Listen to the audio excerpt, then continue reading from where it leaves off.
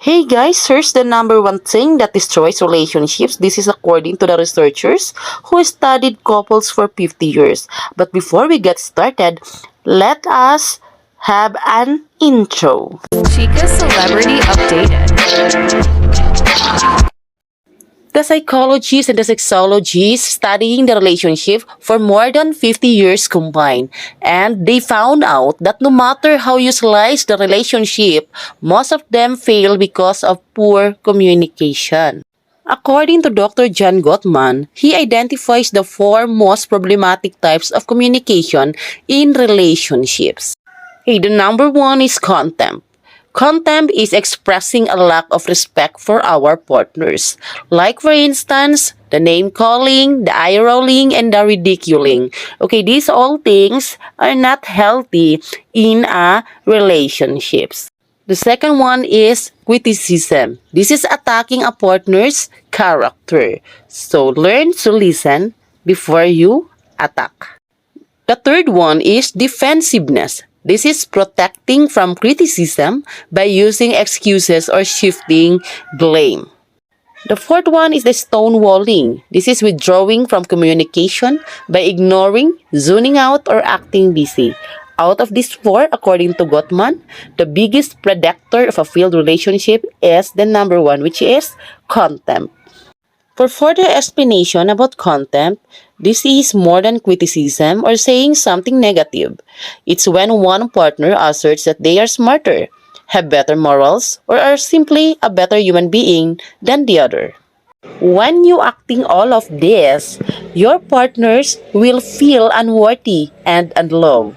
For example, continually interrupting the other person is disrespectful. But it turns into contempt when the interruption is not an overeager desire to talk. It could be obvious that you are not interested in listening the story of your spouse.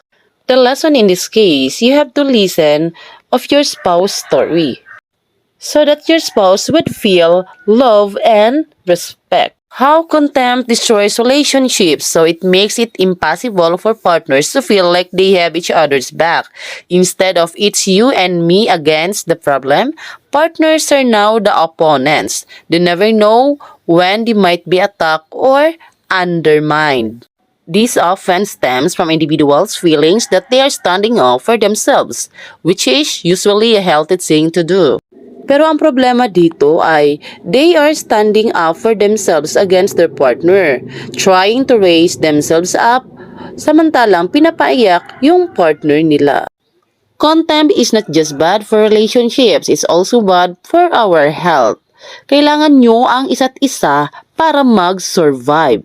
If you continue doing insulting your spouse, it is not healthy in your relationship.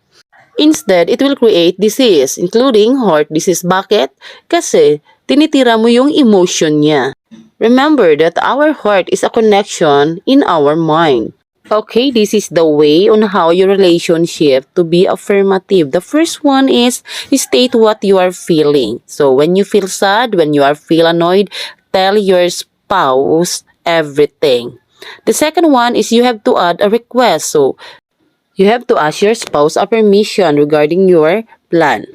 The third one is invite your partner to the conversation. The best time for conversation is before you went to sleep. You have to talk about in the future or what is your plan or anything.